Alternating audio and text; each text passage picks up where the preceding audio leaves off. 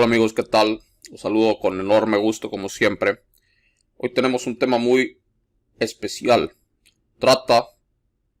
Muchos me han preguntado, suscriptores, de cómo pueden desarrollar sus técnicas astrales, de proyección astral y todas estas cuestiones. Y recuerden lo que dijo Kurt Baker, que si desarrollamos nuestros poderes psíquicos seremos capaces de derrotar a los arcontes. Y concuerdo totalmente con esta noción, porque seremos un nuevo tipo de personas que podrán dominar el astral, podrán dominar la cuarta dimensión y podrán dominar su yo y su psique en defensa de todos estos ataques que desde esos planos se nos lanzan. Las experiencias de Oliver Fox. Esto es del libro de H. Carrington, el gran libro de la proyección astral que me pasó mi colaborador y amigo y colega Miguel Ángel Almagro desde España, el cual le mando un saludo. Y bueno, dice: la única recopilación detallada y científica de una serie de proyecciones astrales conscientes y controladas por la voluntad que haya llegado alguna vez a mis manos es la de Oliver Fox, publicada en la Occult Review en 1920. Estamos hablando de que es la primera recopilación detallada y científica de proyecciones astrales conscientes, ¿no? Y se remonta al 1920. Estos artículos se titulaban respectivamente La puerta pineal y Más allá de la puerta pineal, y compendiaban las experiencias personales del autor. Trataré de resumirlos rápidamente, citando literalmente tan solo algunos pasajes de excepcional importancia.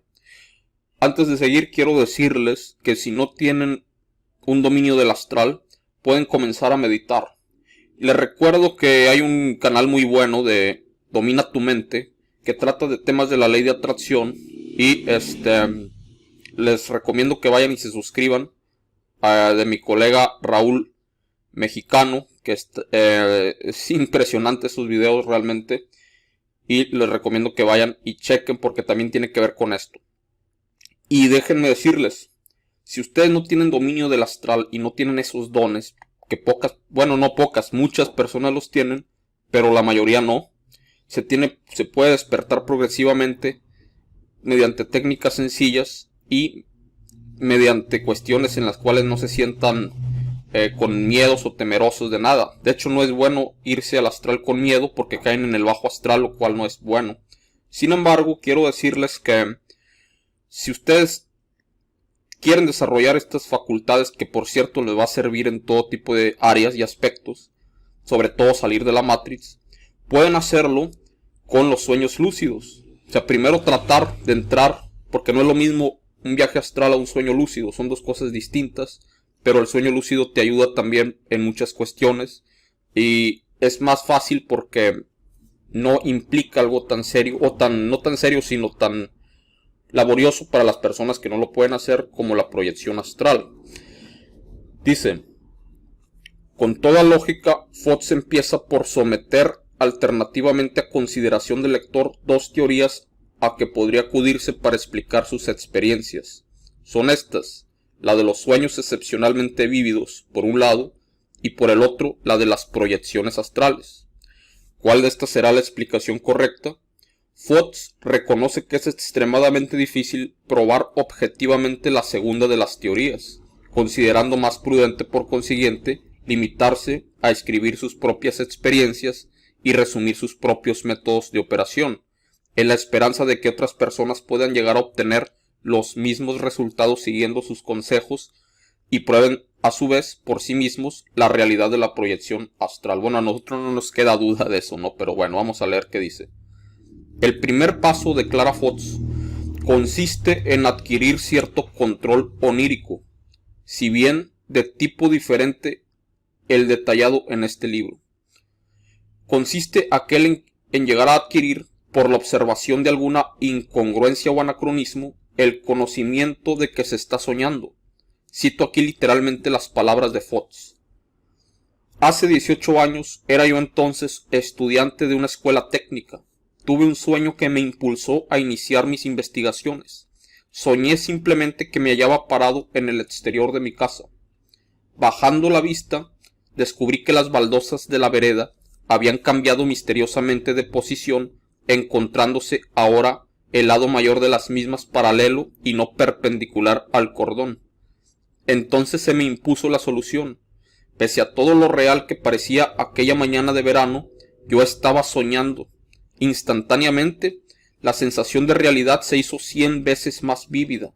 Jamás habían resplandecido el mar, el cielo y los árboles con tan magnífica belleza. Hasta las casas más modestas parecían rodeadas de una mística hermosura.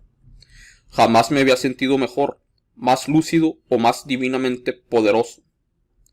Era una sensación exquisita, superior a cuanto puedan expresar las palabras, pero solo duró unos instantes y me desperté. Según llegué a saber más tarde, mi control mental había sido vencido por mis emociones, de modo que el cuerpo cansado hizo valer sus derechos y me obligó a regresar. Entonces se me ocurrió una nueva idea, para mí maravillosa. ¿Sería posible disponer a voluntad de la gloria de aquel sueño? ¿Podría prolongar mis sueños? He subrayado el principio de este párrafo. Parece simple, pero en la práctica hallé que era una de las cosas más difíciles que imaginarse pueda. 100 veces pasaba por alto las incongruencias más ostensibles hasta que por último salía al paso alguna contradicción que me indicaba que estaba soñando, pero siempre la conciencia de estarlo producía el cambio descrito más arriba. Descubría que era capaz entonces de realizar a voluntad pequeños trucos, como por ejemplo levitaciones, pasajes a través de paredes aparentemente sólidas, modelación de la materia en nuevas formas, etc. Pero en estas primeras experiencias solo podía permanecer fuera de mi cuerpo un breve lapso, y esta conciencia onírica solo podría lograrla con intervalos de varias semanas. Al principio mis progresos fueron muy lentos, pero pronto realicé otros 2 descubrimientos. La acción mental de prolongar el sueño producía un dolor en la región de la glándula pineal, leve al principio, pero intensificándose luego rápidamente, y yo comprendía instintivamente que esta era una advertencia para dejar de resistirme al llamado del cuerpo. En los últimos instantes del sueño así prolongado, y mientras experimentaba los efectos del dolor mencionado más arriba, tuve una sensación de conciencia dual. En el sueño podía sentirme a mí mismo de pie y ver la escena circundante. No obstante, lo cual también podía sentirme, al mismo tiempo, acostado en la cama y ver mi dormitorio. Así que el llamado de mi cuerpo se hizo más fuerte. La escena del sueño comenzó a desvanecerse, pero mediante un esfuerzo de la voluntad tendiente a proseguir el sueño, logré hacer que el dormitorio se extinguiera y que la escena onírica volviera a adquirir su aparente solidez. Escucharon muy bien, un esfuerzo de la voluntad tendiente a proseguir el sueño, o sea, la pesadez de su cuerpo en la cama se olvidó de ella mentalmente y se concentró en la escena onírica del sueño, ¿no? Y logró resistir y se mantuvo en el paisaje onírico. Entonces se le ocurrió a Fox, ¿qué sucedería si, pasando por alto el dolor, tratara de llevar todavía más lejos su conciencia onírica? No sin alguna vacilación, así lo hizo finalmente. Entonces sintió en su cerebro una especie de clic y se encontró a sí mismo encerrado en su sueño. Ya no parecía hallarse ligado a su cuerpo físico. La sensación de conciencia dual desapareció. También se desvaneció su sentido ordinario del tiempo y se sintió libre en medio de un nuevo mundo. Fue esta su primera proyección consciente. Lo logró. Solo duró unos momentos. Debido en parte a un sentimiento de extrema soledad, Fox experimentó una especie de pánico. Inmediatamente, otra vez más volvió a oírse el extraño clic cerebral y se halló de regreso en su cuerpo físico, completamente cataléptico. En forma muy gradual volvió a recuperar el control de su organismo, moviendo los músculos uno a uno. Repentinamente, el trance pasó, mis ojos se abrieron y me sentí liberado. Salté de la cama con gran alegría e inmediatamente me di de bruces en el suelo, presa de náuseas. Permanecí enfermo los 2 o 3 días subsiguientes. A esta altura del relato, Fox enumera lo que a su parecer podían ser los principales peligros vinculados con estos experimentos. Aquí los tenemos. 1. Insuficiencia cardíaca o demencia provenientes del shock. 2. Entierro prematuro. 3. Obsesión. 4. Corte del cordón. Y 5. Repercusión sobre el vehículo físico. Bueno, entierro prematuro se ha de referir a que te vean ahí todo cataléptico y te echen a lo que vulgarmente se conoce como el hoyo, ¿no? Que te digan, no, este está muerto y lo entierran. Eso es una terrible realidad que puede ocurrir. La obsesión, pues estarse obsesionando con esto. El corte del cordón, pues que se corte el cordón de la vida con lo onírico y se pierda el alma en sabe qué cosas, ¿no? Y la repercusión obviamente física sobre el cuerpo. Claro está, apunta prudentemente nuestro autor, que estos tres últimos solo merecerán el desdén del hombre de ciencia ortodoxo. Podemos agregar aquí que todos estos peligros son más imaginarios que reales. En este volumen han sido tratados cuidadosamente por Muldon. Veamos cómo sintetiza Fox las principales características de esas proyecciones astrales. 1.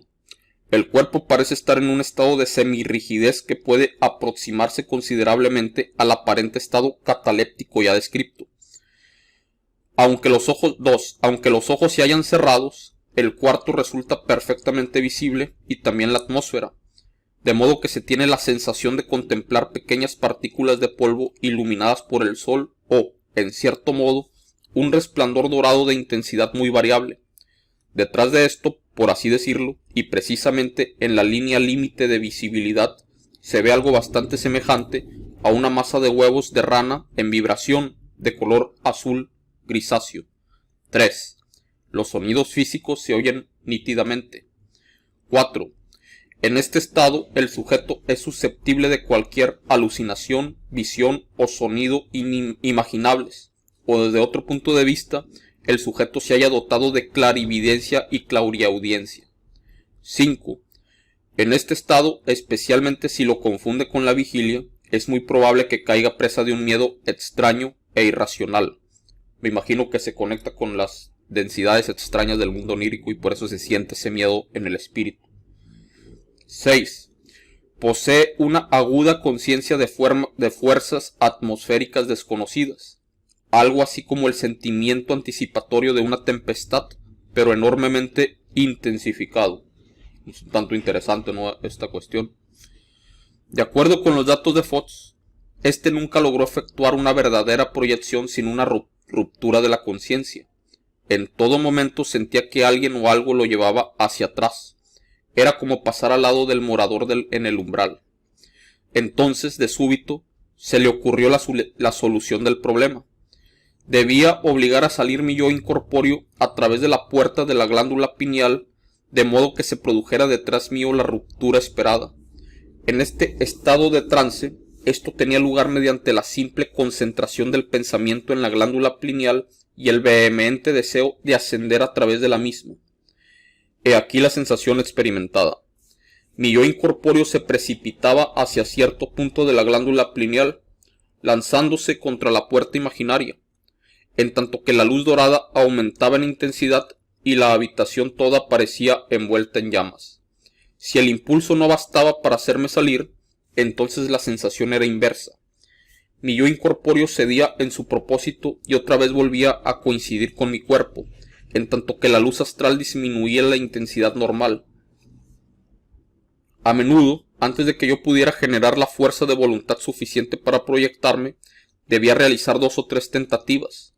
Era como si me precipitase hacia la locura y la muerte, pero una vez que la portezuela se había cerrado detrás mío, empezaba a gozar de una lucidez mental que con mucho superaba a la vida terrenal, y así el miedo desaparecía. Abandonar el cuerpo era entonces tan simple como salir de la cama.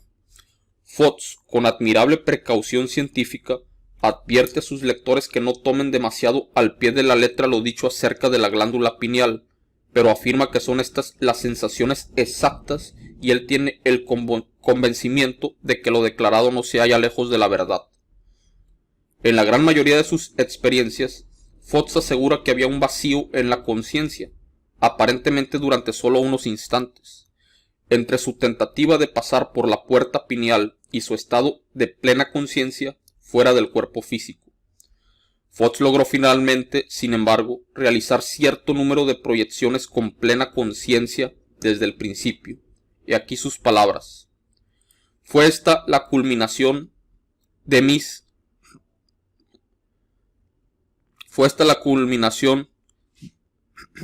investigaciones, Ahora podía pasar de la vigilia ordinaria a este nuevo estado de la conciencia o de la vida a la muerte y regresar sin ningún vacío mental. Es fácil decirlo, pero me llevó 14 años alcanzarlo. 14 años alcanzarlo. Nuestro autor menciona 3 tipos diferentes de locomoción. El primero es el deslizamiento horizontal, alcanzado mediante un esfuerzo puramente mental. Por regla general, esto resulta fácil, pero cuando se siente tirar el cordón, todo resulta inútil. Es como si uno forcejeara contra una cuerda elástica muy fuerte. También observó que siempre que se veía forzado a regresar al cuerpo, tenía la sensación de ser arrastrado hacia atrás en la dirección del mismo. En este libro se hallarán perfectamente explicadas las razones de esta impresión. El segundo método de la locomoción es una variante de la levitación muy similar al sueño típico de volar. De este se nos dice que es fácil e inofensivo. El tercer método es lo que Fox llama scrying, que parece consistir en un brusco movimiento hacia arriba, similar al de un cohete, dotado de gran velocidad. De este se nos dice que es difícil y peligroso. En el artículo antes citado se nos proporciona una experiencia típica al respecto. En cuanto a los seres encontrados en estos viajes astrales, Fox observa, primero, la ausencia total de elementales u otros seres terroríficos, de quienes con tantas frecuencias se ha afirmado que habitaban en el plano astral. El hecho de que casi siempre era invisible para ellos, aunque a veces podía sentir su presencia. Señala, sin embargo, que nunca ha tenido suerte, pues en caso de ser visto el ente recibe un choque y se asusta, produciendo esta situación un shock correspondiente en su propio ser, con el resultado final de arrastrarlo nuevamente y de inmediato a su cuerpo físico. En este libro se encontrarán expresadas con toda claridad las razones de todos estos fenómenos. Bueno, yo sé cuáles son las razones, pero bueno. En cuanto a la escena circundante, era esta casi siempre similar a la que vemos en la Tierra, aunque por supuesto eran muy frecuentes algunos episodios extraños, probablemente más frecuentes que los familiares. Un rasgo muy curioso e inusitado de las experiencias de Fox es que nunca podía ver su propio cuerpo durante la proyección, aunque en cambio, por ejemplo, podía ver perfectamente el cuerpo de su esposa. En la medida en que a mí se me alcanza, este es casi el único ejemplo registrado en el que el proyector no ve su cuerpo. La regla general no es solo que lo vea, sino que es este el primer objeto visto. Es cierto, concuerdo con esta explicación. Siempre se ve el cuerpo cuando está durmiendo, etc., ¿no? La experiencia de Fox resulta así en este aspecto casi única. En conjunto, sin embargo, sus impresiones y experiencias son perfectamente típicas y coinciden con la de otros investigadores, como veremos mejor más adelante. Desgraciadamente, la falta de espacio me impide relatar la dramática y extraordinaria forma en que Fox perdió esta facultad después de haberla adquirido con tanto esfuerzo y trabajo. En los artículos ya mencionados de los que hemos extraído esta reseña podrá encontrarse todo esto al detalle. Muy bien, amigos, hasta aquí tenemos este capítulo de este excelente libro sobre el viaje astral. Yo les recomiendo que mediten, traten de fortalecer sus poderes psíquicos progresivamente sin que les resulte pesado ni difícil, y esto les ayudará bastante en cuanto a todas las cuestiones que nos obligan a ser esclavos de la matriz desde la cuarta dimensión, de los seres alienígenas reptoides y por supuesto los oscuros, ¿no? Pero sobre todo van a mejorar su vida personal y van a poder adquirir más control de su organismo y por supuesto de su cuerpo, y acceder a esos mundos maravillosos que se ocultan en los estados alterados de conciencia, de los cuales aquí habla este señor Fox, Oliver Fox. Les agradezco mucho, estaremos en contacto con más de este maravilloso libro de la proyección astral de H. Carrington, Y cuéntenme, ¿han tenido experiencias similares? ¿Han podido salir al astral y controlarlo? Pues conozco personas que sí, y con mucha facilidad de hecho. Y bueno, esto es poco a poco, pero conforme nos acerquemos a lo que se denomina como la cosecha, estos poderes se van a magnificar en las personas que tienen dormidas estas facultades. Les agradezco mucho su tiempo, espero que me apoyen en Patreon. Estamos ahí desde $1 al mes, publicando contenido extra. Y bueno, también agradezco que me sigan por Libri y las redes sociales tradicionales. Que pasen una excelente tarde.